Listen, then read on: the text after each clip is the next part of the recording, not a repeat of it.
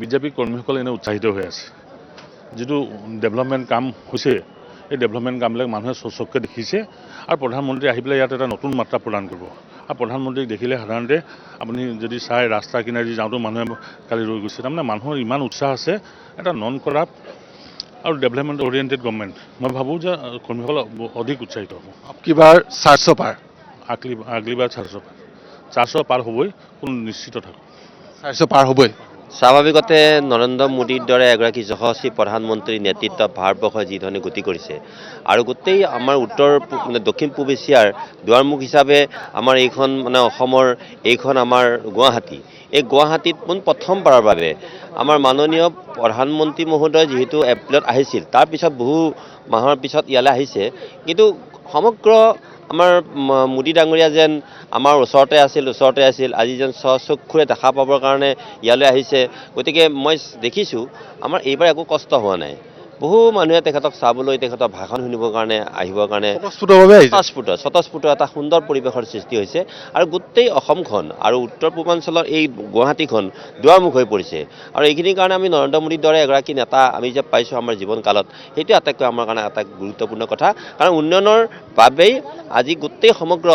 আমাৰ উত্তৰ পূৰ্বাঞ্চলত এটা নতুন ধৰণৰ এটা জোৱাৰ গৈছে যিটো জোৱাৰ মই ক'ব নালাগে সেইটো মোদীময় হৈ গৈছে আৰু মই এটা দেখিছোঁ যে ৰাম মন্দিৰ উদ্বোধনৰ পিছত পূব ভাৰতলৈ প্ৰথমবাৰৰ বাবে প্ৰধানমন্ত্ৰী নৰেন্দ্ৰ মোদী আহিছে আৰু সকলোৱে ক'ব বিচাৰিছে যে ৰাম আহিছে আচলতে কি আমি সকলোৱে জানো যে সবকা সাথ সবকা বিকাশৰ যিটো মূল মন্ত্ৰ সেইটোতো ৰাম সুশাসনৰ পৰা আহিছে গতিকে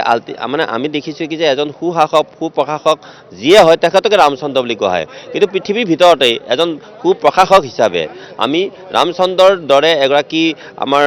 বৰেণ্য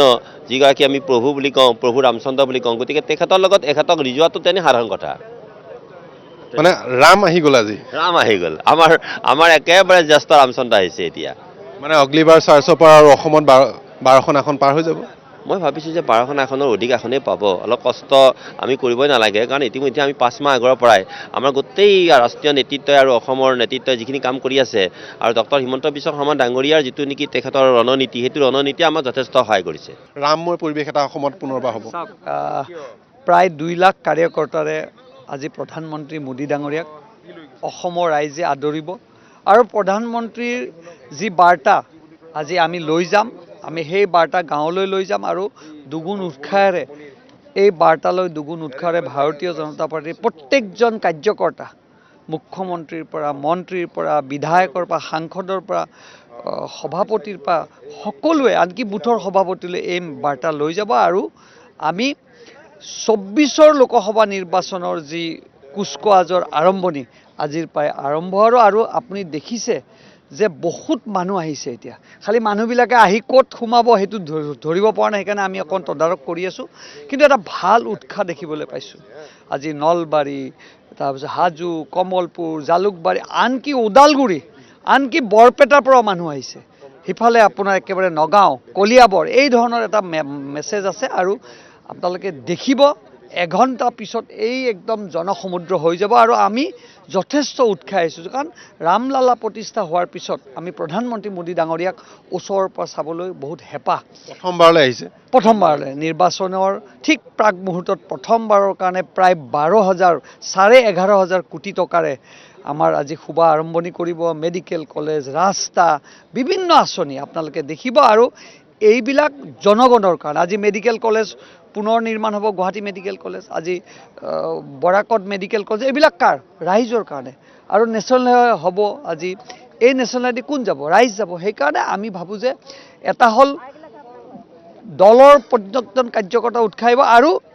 ৰাইজৰ উৎসাহ নিৰ্বাচনৰ পৰা সকলো সময়তে সাজু হৈ থাকে আৰু প্ৰধানমন্ত্ৰী নৰেন্দ্ৰ মোদী অহাৰ পাছত আজি তাৰিখৰ পৰা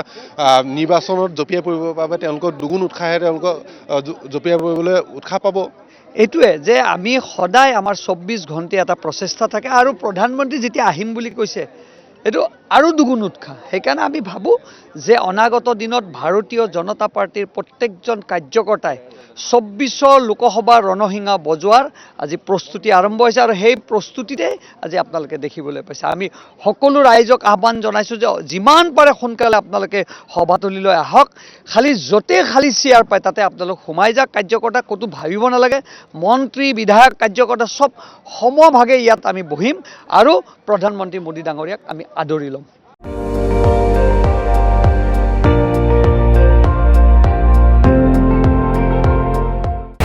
আপুনি চাই আছে ND24, সৰ্বশ্ৰেষ্ঠ নহয় সৰ্বোত্তমৰ দৌৰ।